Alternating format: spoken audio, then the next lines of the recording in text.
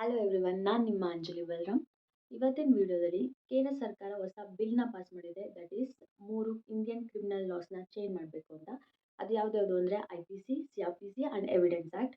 ಇದನ್ನು ಕಂಪ್ಲೀಟಾಗಿ ಏನಕ್ಕೆ ಚೇಂಜ್ ಮಾಡ್ತಿದ್ದಾರೆ, ಹಳೆ ಎಕ್ಸಿಸ್ಟಿಂಗ್ ಲಾಲಿ ಏನೇನು ಡ್ರಾಬ್ಯಾಕ್ಸ್ ಇತ್ತು ಅಂದರೆ ಪ್ರಾಬ್ಲಮ್ಸ್ ಇತ್ತು ಆ್ಯಂಡ್ ಹೊಸ ಲಾಲಿ ಏನೇನು ಚೇಂಜಸ್ ಆಗುತ್ತೆ ಅನ್ನೋದನ್ನು ಈ ವಿಡಿಯೋದಲ್ಲಿ ತಿಳ್ಕೊಳ್ಳೋಣ.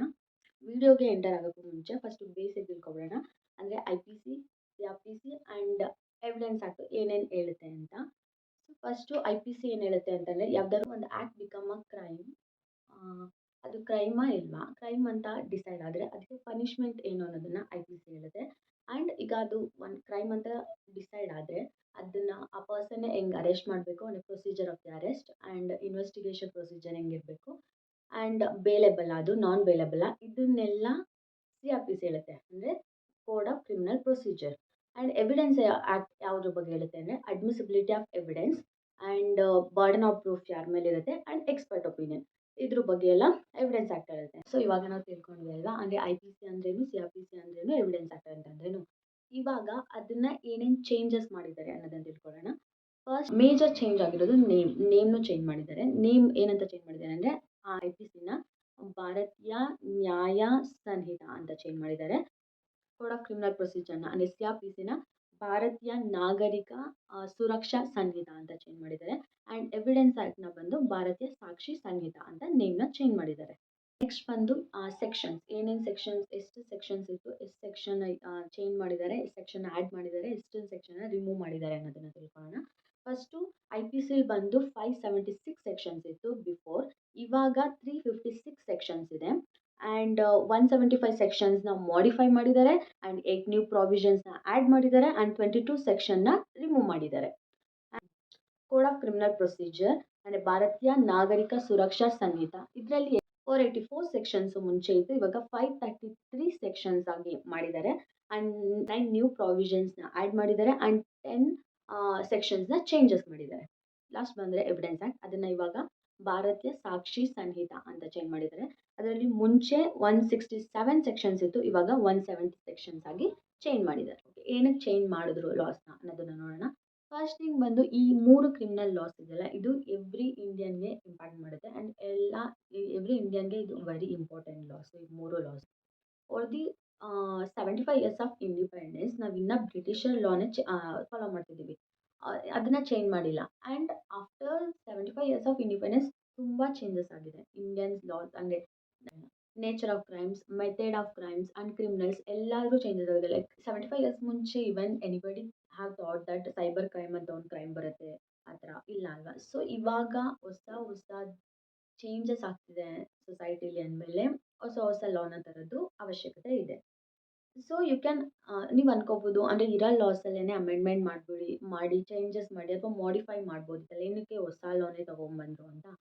ಅದಕ್ಕೆ ಏನಂತ ಅಂತಂದರೆ ಒಂದು ಎಕ್ಸಾಂಪಲ್ ಹೇಳ್ತೀನಿ. ಫಾರ್ ಎಕ್ಸಾಂಪಲ್, ಈಗ ಒಂದು ಟೀ ಶರ್ಟ್ ಅಂತ ಅಂದ್ಕೊಳ್ಳೋಣ. ಆ ಟೀ ಶರ್ಟು ಒಂದು ಕಡೆ ಹರಿದೋಗಿರುತ್ತೆ, ನೀವು ಅದನ್ನು ಹೊಲಿಗೆ ಹಾಕೊಂಡು ಹಾಕೋತಿರ್ತೀರ, ಇನ್ನೊಂದು ಕಡೆನೂ ಹರಿದೋಗಿರುತ್ತೆ, ಹೊಲಿಗೆ ಹಾಕೊಂಡು ಹಾಕೋತಿರ್ತೀರ. ಸೊ ಅದೇ ರೀತಿ ಎಲ್ಲ ಕಡೆ ಹರಿದೋದಾಗ್ಲೂ ಹೊಲಿಗೆ ಹಾಕಿ ಅದನ್ನೇ ಯೂಸ್ ಮಾಡೋಕ್ಕಿಂತ ಅದನ್ನು ಬಿಸಾಡಿ ಹೊಸ ಟೀ ಶರ್ಟ್ನ ತೊಗೊಳ್ಳೋದು ಉತ್ತಮ. ಆ್ಯಂಡ್ ಮೇನ್ ಇಂಪಾರ್ಟೆಂಟ್ ಥಿಂಗ್ ಬಂದು the Britishers are more focused on the punishment.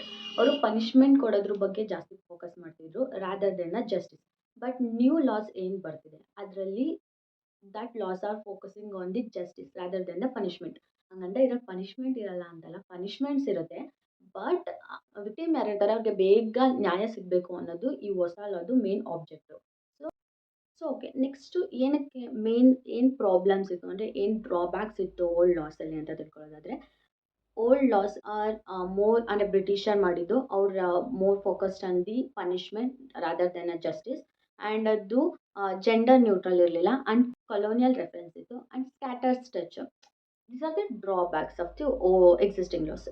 Okay, ಹೊಸ ಲಾಸಲ್ಲಿ ಏನೇನು ಚೇಂಜಸ್ ಆಗುತ್ತೆ ಅಂತ ಅಂದರೆ, first should be gender neutral, because existing ಲಾದು ಮೇನ್ ಕ್ರಿಟಿಸಿಸಮ್ ಬಂದು ಇದು ಜೆಂಡರ್ ನ್ಯೂಟ್ರಲ್ ಅಲ್ಲ ಅಂತ. ಸೊ ಇದು ಜೆಂಡರ್ ನ್ಯೂಟ್ರಲ್ ಆಗುತ್ತೆ and more efficient and productive ಆಗಿರುತ್ತೆ. ಅದಕ್ಕೆ ಎಕ್ಸಾಂಪಲ್ ಹೇಳಬೇಕು ಅಂತ ಅಂದರೆ, ಯಾವುದೇ ಕೇಸ್ ಫೈಲ್ ಆದಮೇಲೆ ವಿತಿನ್ 3 ಇಯರ್ಸ್ ಆ ಕೇಸ್ನ ಸಾಲ್ವ್ ಮಾಡಿ ಜಸ್ಟಿಸ್ ಕೊಡಬೇಕು ಅಂತ ಇದೆ. ಯಾವುದೇ ಕೇಸ್ ಫೈಲ್ ಆದ್ರೂ 180 ಡೇಸ್ ಒಳಗಡೆ ಚಾರ್ಜ್ ಶೀಟ್ನ ಫೈಲ್ ಮಾಡಬೇಕು ಅಂತ ಇದೆ. ಸೊ ಮೇನ್ ಇಂಪಾರ್ಟೆಂಟ್ ಥಿಂಗ್ ಬಂದು ಪಿಟಿ ಅಫೆನ್ಸಸ್ ಇರ್ತಾರೆ like snatching, mob lynching, fake promises to marriage and question paper leak and ATM theft. ಈ ಥರ ಪಿಟಿ ಅಫೆನ್ಸಸ್ಗೆ ಸ್ಟ್ರಿಕ್ಟ್ ಪನಿಷ್ಮೆಂಟ್ನ ತಂದಿದೆ. ಆ್ಯಂಡ್ ಗ್ಯಾಂಗ್ ರೇಪ್, ರೇಪ್ ಈ ಥರದಕ್ಕೆಲ್ಲ ಪನಿಷ್ಮೆಂಟ್ಸ್ ಏನಿತ್ತು ಅದನ್ನು ಡೆತ್ ಪೆನಾಲ್ಟಿ ಆಗಿ ಕನ್ವರ್ಟ್ ಮಾಡಿದೆ. ಆ್ಯಂಡ್ ದೆನ್ ಯಾವ್ಯಾವ ಆ್ಯಕ್ಟು ಲೈಕ್ ಟೆರರಿಸಮ್, ಸೆಪರೇಟಿಸಮ್ ಈ ಥರ ಆ್ಯಕ್ಟು ಇಂಡಿಯನ್ ಸೆಕ್ಯೂರಿಟಿ ಮತ್ತು ಸಾವರ್ನಿಟಿಗೆ ಪ್ರಾಬ್ಲಮ್ ಮಾಡ್ತಿತ್ತು. ಅದಕ್ಕೆ ಸೆಪರೇಟಾಗಿ ಅದನ್ನು ರೆಕಗ್ನೈಸೇಷನ್ ಮಾಡಿದ್ದಾರೆ. What are the major difference ಏನಾಗುತ್ತೆ ಇಂಡಿಯನ್ ಲೀಗಲ್ ಸಿಸ್ಟಮಲ್ಲಿ ಈ ಆ್ಯಕ್ಟ್ನ ಚೇಂಜ್ ಮಾಡಿರೋದ್ರಿಂದ ಅಂತ ಅಂದರೆ, ಫಸ್ಟ್ ಥಿಂಗ್ ಬಂದು ಎಲ್ಲ ಸ್ಕೂಲ್ಸ್, ಕಾಲೇಜಸ್ ಏನಿದೆ ಎಲ್ಲದರಲ್ಲೂ ಸಿಲಬಸ್ನ ಚೇಂಜ್ ಮಾಡಬೇಕಾಗುತ್ತೆ. And the way of working of the court will be change. And lawyers ಮತ್ತು ರೀಡ್ ಮಾಡಬೇಕಾಗುತ್ತೆ ಎಲ್ಲ ಸೆಕ್ಷನ್ಸ್ನ, IPC, CRPC, ಎವಿಡೆನ್ಸ್ ಆ್ಯಕ್ಟ್ ಎಲ್ಲ ಸೆಕ್ಷನ್ನ ರೀಡ್ ಮಾಡಬೇಕಾಗುತ್ತೆ. ಲಾನ ಚೇಂಜಸ್ ಮಾಡೋದೇನೋ ಈಸಿ, ಆದರೆ ಅದನ್ನು ಪ್ರಾಪರಾಗಿ ಎಕ್ಸಿಕ್ಯೂಟ್ ಮಾಡೋದು ಮತ್ತು ಎಫಿಷಿಯೆಂಟಾಗಿ ವರ್ಕ್ ಮಾಡೋದು ಇಂಪಾರ್ಟೆಂಟ್ ಆಗುತ್ತೆ. ನೆಕ್ಸ್ಟ್ ಬರೋ ವಿಡಿಯೋದಲ್ಲಿ ನಾವು ತಿಳ್ಕೊಳ್ಳೋಣ ಯಾವ್ಯಾವ ಸೆಕ್ಷನ್ಸ್ ಚೇಂಜಸ್ ಆಗಿದೆ ಆ್ಯಂಡ್ ಯಾವ ಸೆಕ್ಷನ್ನ ಆ್ಯಡ್ ಮಾಡಿದ್ದಾರೆ, ಯಾವ ಸೆಕ್ಷನ್ನ ರಿಮೂವ್ ಮಾಡಿದ್ದಾರೆ ಅನ್ನೋದನ್ನು ಡೀಟೇಲ್ಡ್ ಆಗಿ ತಿಳ್ಕೊಳ್ಳೋಣ. ಈ ವಿಡಿಯೋ ನಿಮಗೆ ಇಷ್ಟ ಆಯಿತು ಆ್ಯಂಡ್ ಇನ್ಫಾರ್ಮೇಟಿವ್ ಆಗಿತ್ತು ಅಂತ. ಇದೇ ಥರ ಇನ್ಫಾರ್ಮೇಟಿವ್ ವಿಡಿಯೋಗೋಸ್ಕರ don't forget to follow me. And ನಿಮಗೆ ಈ ಟಾಪಿಕ್ ಬಗ್ಗೆ, ಈ ಸೀರೀಸ್ ಈ ಟಾಪಿಕ್ ಬಗ್ಗೆ ಏನೇ ಡೌಟ್ಸ್ ಇದ್ರೂ ಕಮೆಂಟ್ ಸೆಕ್ಷನಲ್ಲಿ ಮೆನ್ಷನ್ ಮಾಡಿ. ನೆಕ್ಸ್ಟ್ ಯಾವ ಟಾಪಿಕ್ ಮೇಲೆ ವಿಡಿಯೋ ಬೇಕು ಅನ್ನೋದನ್ನು ಕಮೆಂಟ್ ಸೆಕ್ಷನಲ್ಲಿ ತಿಳಿಸಿ. ನಾನು